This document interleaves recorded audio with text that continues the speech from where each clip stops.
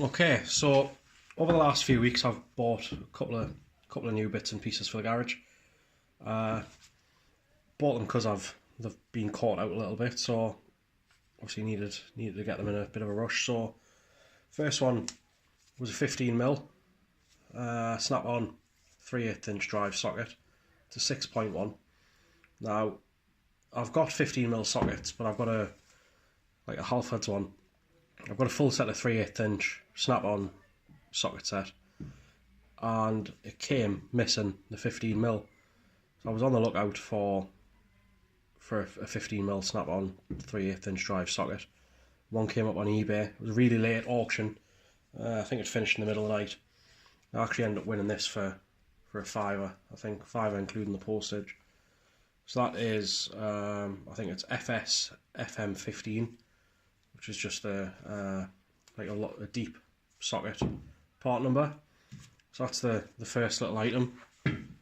Next thing I bought, I've never ever needed or used a set of Crowfoot sockets, but recently, to get a steering rack off a Clio, I found that they would probably come in quite handy. So I bought this set. I think this was about 35 quid. It's a Draper Expert set. A little bit disappointing. The build quality of them, I mean, see, it comes on the rail.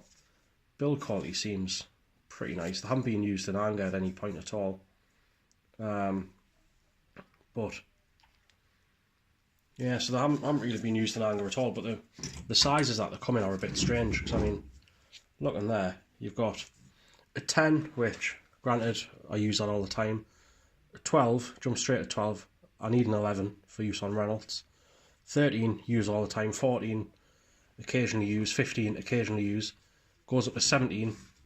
Reynolds, there's a lot of 16mm bolts. That was the key reason I bought this set, to have a 16mm. So I'm going to have to buy another set in between to give us the sizes that I need.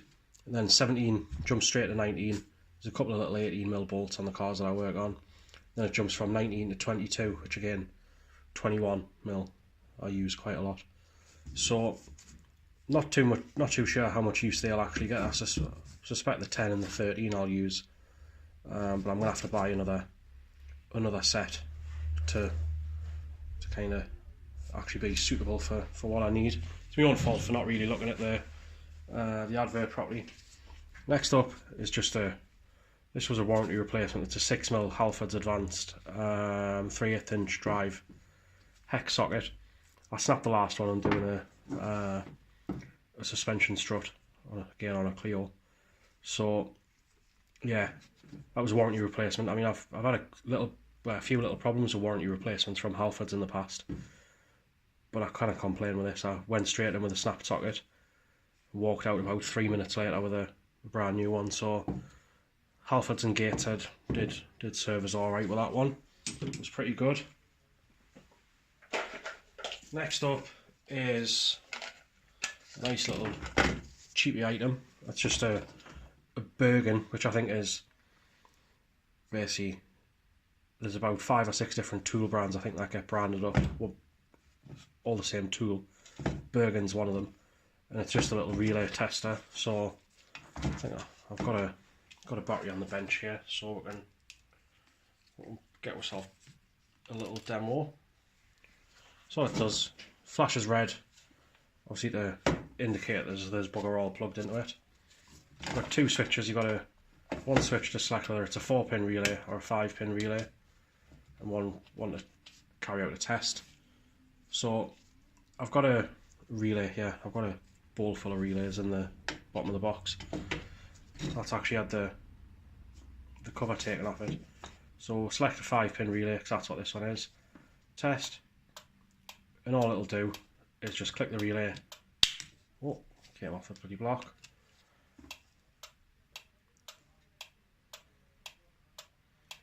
Yeah, so all it'll do is just test the relay. If the relay is any good, you get a green light. We'll test it again, but we'll force some of the contacts down. So obviously if you've got a dodgy relay, it'll give you a red light.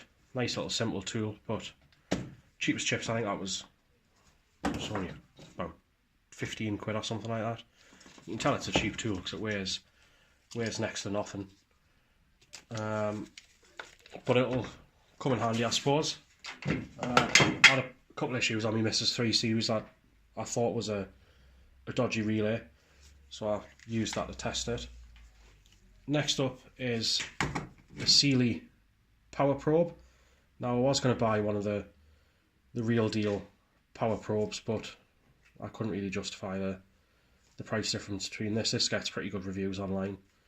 It does everything that I need it to do. I've got a lot more expensive gear in the car for my day job, for doing kind of voltage injections and things like that, but this for use on cars is pretty decent. I think this was about 25 quid. Nice little touches. You've got these two capacitive touch sensors on the top. If you touch, you get a little LED indication, which is pretty nice. I think when it boots up, it must run through a self-check sequence, which is pretty nice. It's just a case of push up to give positive, push down to supply a ground. I think what we've got around here, we can give it a little demo with. I've got a little fog light bulb. See if we can. I bet you we don't get the right pins first time, but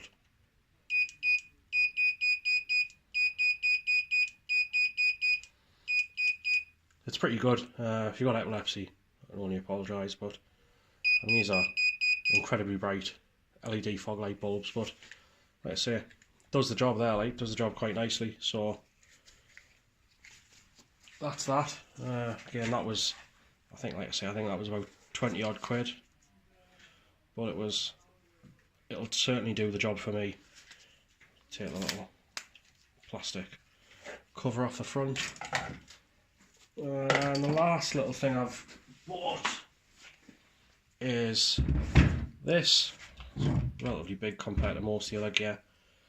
It's a Dewalt DCF 899H, which is basically a half-inch impact gun with the hog ring.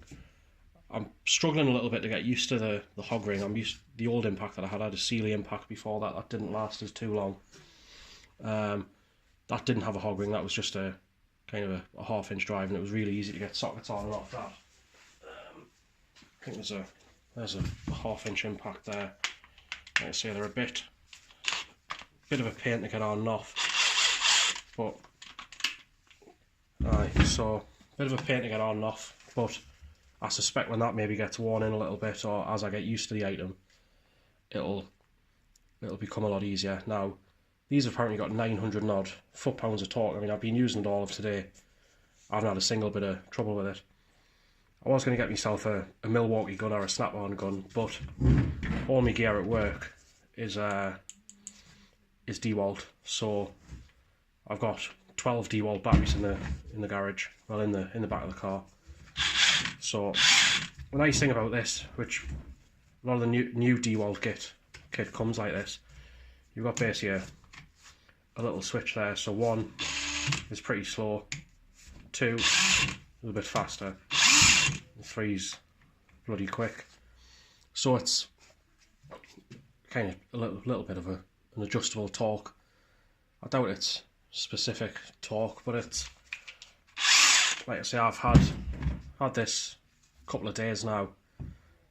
Today's the first day I've used it in anger, really, and it's undone crankshaft bolts, it's undone drive shaft bolts, all the main usual suspects. Good thing about this is you get a 3-year warranty on this, so like all the other Dewalt, I think all the Dewalt XR stuff, I think it comes with a 3-year warranty. You only get a year's warranty out of the box, but then if you go online, you can register the item with a serial number and get an extra 2 years warranty on it. Luckily for me, about 15 miles down the road, there's a Dewalt service centre. I think one of the main Dewalt service centres in the UK. Now, I've got the Impact, I've got a grinder, a Dewalt grinder, I've got 2 Dewalt drills, 2 Dewalt Impact guns for putting screws in and out. The only thing I've ever had an issue with was one of my drills where the chuck the truck got jammed, took that in, and they basically swapped the drill out free of charge for us, which was pretty good, pretty impressive to be honest. So I've actually just seen the spec there. So with a switch,